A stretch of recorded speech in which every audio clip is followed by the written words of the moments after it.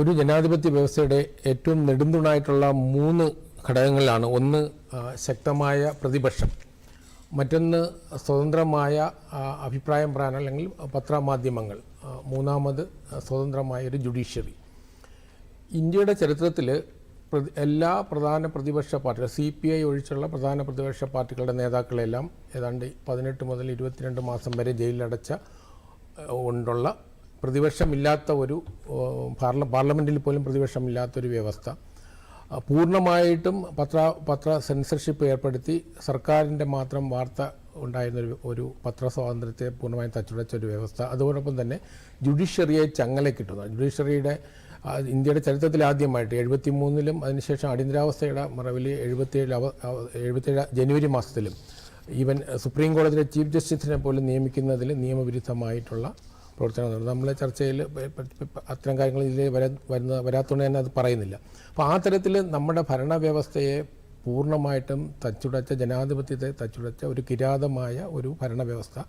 കാരണം എന്നെ സംബന്ധിച്ചിടത്തോളം ഞാൻ പൊളിറ്റിക്കൽ സയൻസ് വിദ്യാർത്ഥിയായിട്ടും പ്രീ ഡിഗ്രിക്ക് കോളേജ് വിദ്യാർത്ഥിയായിട്ട് ജോയിൻ ചെയ്യുന്നത് 1975 ജൂൺ മാസത്തിൽ. അപ്പം താങ്കളുടെ ഒരു കോളേജ് വിദ്യാഭ്യാസത്തിന് ഇപ്പോൾ 50 വർഷം. അതായത് ഞാൻ പൊളിറ്റിക്കൽ സയൻസ് വിദ്യാർത്ഥിയായിട്ടും അധ്യാപകനുമായിട്ടും 50 വർഷം കഴിയുകയാണ്. ഈ മെയ് 31 സർവീസിൽ ഞാൻ റിട്ടയർ ചെയ്യുന്നത്. അപ്പോൾ അതുകൊണ്ട് തന്നെ ഈ വിഷയവുമായി വളരെയധികം അടുത്ത് ബന്ധമുള്ള ഒരാളാണ്. നമ്മുടെ ഭരണവ്യവസ്ഥയെ എത്രമാത്രം അത് തകർത്തു എന്നുള്ളതാണ്. അതിന് കാരണമാകുന്നത് 1975 ജൂൺ 12-ാം തീയതിയാണ് അലഹബാദ് ഹൈക്കോടതി പ്രധാനമന്ത്രി ഇന്ദിരാഗാന്ധിയുടെ തിരഞ്ഞെടുപ്പ് അസാധുവാക്കുന്നത്. അപ്പോൾ അവരുടെ പാർലമെൻറ്റിലെ അംഗത്വം നഷ്ടപ്പെടുന്നു. അപ്പം അത് സുപ്രീം കോടതിയിൽ അന്ന് ഇടക്കാല ബെഞ്ചാണ്, വെക്കേഷൻ ബെഞ്ചിനാണ്, VR കൃഷ്ണയുടെ ബെഞ്ചിലാണ് അത് പോകുന്നത്.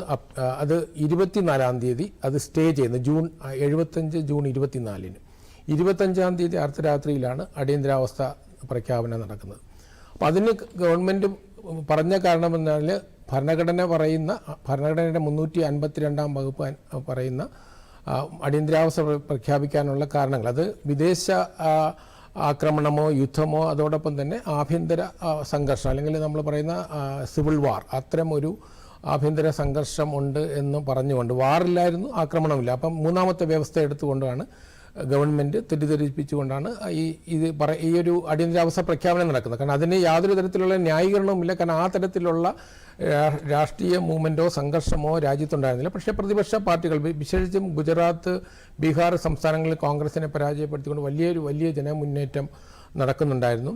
വിദ്യാർത്ഥി പ്രക്ഷോഭം ഉണ്ടായിരുന്നു, റെയിൽവേ സമരം ഉണ്ടായിരുന്നു, പൊതുവെ ഭക്ഷ്യക്ഷാമ സമരങ്ങൾ, അങ്ങനെയൊക്കെയുള്ള വിഷയങ്ങളല്ലാതെ ഒരു രാജ്യത്തൊരു ആഭ്യന്തര സംഘർഷമുണ്ടാകുന്ന യാതൊരു വ്യവസ്ഥയും ഉണ്ടായിരുന്നില്ല. പ്രധാനമന്ത്രിയുടെ സീറ്റ് നിലനിർത്തുന്നതിന് വേണ്ടിയിട്ടുള്ളൊരു ശ്രമമായിരുന്നു. ഇവിടെ തന്നെ എടുത്തു പറയേണ്ടത്, ഇതിനെ തുടർന്ന് ഭരണഘടനയുടെ 38, 39, 40, 41 ഭരണഘടനാ ഭേദഗതികളുണ്ട്. അതിൽ 39-ാമത്തെ ഭരണഘടനാ ഭേദഗതി ഈ അടിയന്തരാവസ്ഥ പ്രഖ്യാപിച്ചിട്ട് 2 മാസത്തിനുള്ളിൽ പാർലമെൻറ്റിൽ അവതരിപ്പിക്കുന്നു.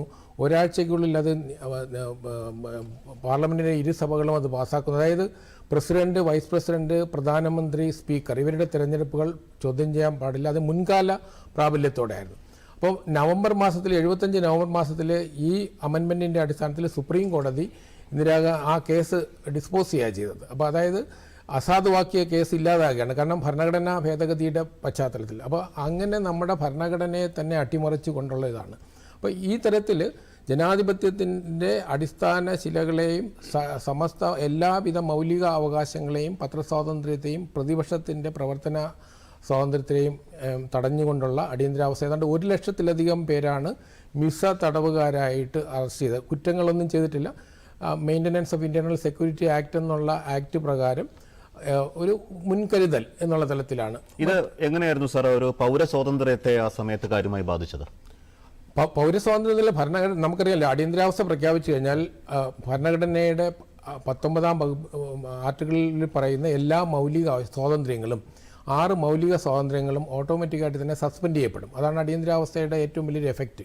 അപ്പോൾ ഒരു ഇൻറ്റേർണൽ എമർജൻസി ഡിക്ലെയർ ചെയ്യുമ്പോൾ മൗലിക സ്വാതന്ത്ര്യങ്ങൾ നമുക്ക് നഷ്ടമാകുകയാണ്. മറ്റൊന്ന്, മൗലിക സ്വാതന്ത്ര്യങ്ങളിൽ നമുക്ക് നഷ്ടമാകുമ്പോൾ നമുക്ക് കോടതിയിൽ പോകാനുള്ള അവകാശമുണ്ട്. 32 പറയുന്ന കോടതിയിലൂടെ അത് സ്ഥാപിച്ച് കിട്ടാനുള്ള അവകാശമുണ്ട്. അതും അടിയന്തരാവസ്ഥയിൽ ശ്രമം നടന്നിരുന്നു. അത് സുപ്രീം കോടതി തന്നെ അടിയന്തരാവസ്ഥ നിലനിൽക്കുന്നിടത്തോളം കാലം ഈ മൗലിക അവകാശങ്ങൾ സ്ഥാപിച്ച് കിട്ടുന്നതിന് വേണ്ടിയിട്ട് എൻഫോഴ്സ്മെൻറ്റിനുള്ള അവകാശം നിഷേധിക്കപ്പെടുകയുണ്ടായത്. അപ്പോൾ അതുകൊണ്ട് തന്നെ നമ്മളുടെ ഭരണഘടനയിൽ പറയുന്ന ഒരു അവകാശവും പൗരന് ഔദ്യോഗികമായിട്ട് തന്നെ ലഭ്യമല്ല എന്നുള്ളതാണ്. അപ്പം ഭരണഘടനാപരമായി തന്നെയാണ് ഗവൺമെൻറ്റിന് എല്ലാ സാധ്യതകളും ഉണ്ടായിരുന്നു.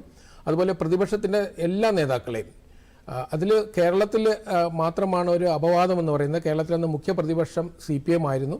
CPM-ൻ്റെ ചില താഴെത്തട്ടിലുള്ള ജില്ലാതല നേതാക്കളെ അറസ്റ്റ് ചെയ്തല്ലാതെ പൊതുവെ CPM-ൻ്റെ പ്രമുഖ നേതാക്കളെയൊന്നും ജയിലിൽ അടച്ചിരുന്നില്ല. ശരി.